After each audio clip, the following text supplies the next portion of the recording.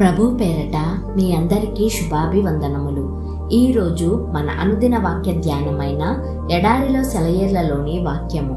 అద్దరికి పోవుదము. Mark సువార్త 4వ అధ్యాయము 35వ వచనము. క్రీస్తు ఆజ్ఞ మేరకే మనం సముద్రాన్ని దాటుతున్నప్పటికీ తుఫానులు రావు అని అనుకోకూడదు. ఆ శిష్యులు క్రీస్తు ఆజ్ఞాపిస్తేనే అద్దరికి పోవడానికి సమకట్టారు. మహా ప్రచండమైన తుఫాను వాళ్ళని చుట్టుముట్టి దాదాపు నావ బోల్తా కొట్టే వరకు వచ్చింది. అందుకని క్రీస్తుకు మొరపెట్టారు.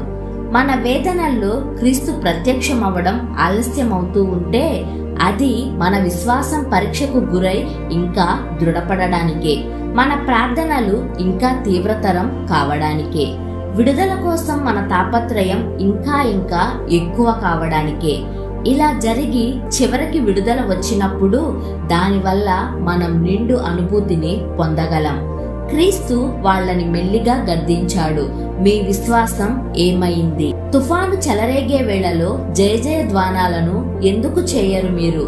జంజమారుతంతో ఎగసిపడే అలలలో అరచి చెప్పలేకపోతున్నారెందుకు?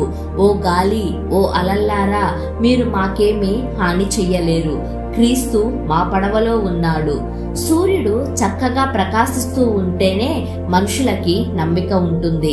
తుఫాను వస్తున్నప్పుడు నమ్మిక కలిగి ఉండడం కష్టం. నింగిని నేలని ఏకం చేసే పెను తుఫాను చెలరేగినప్పుడే మన విశ్వాసం ఏపాటిది అన్న పరీక్ష వస్తుంది. ఆ విశ్వాసాన్ని వమ్ము చేయకుండా ఉండేందుకే మన రక్షకుడు మనతో పాటు మన పడవలో ఉన్నాడు. మీరు ప్రభువులో స్థిరులై ఆయన శక్తిని పొంది బలవంతులై ఉండగోరితే ఎప్పుడో ఒక తుఫాను వేళలోనే ఆ బలాన్ని మీకు ఆయన ఇస్తాడు. నా నావలో క్రీస్తు ఉంటే పరిహసిస్తాను గాలివానను. అవతలి వైపుకు వెళదాం పదండి అన్నాడు క్రీస్తు.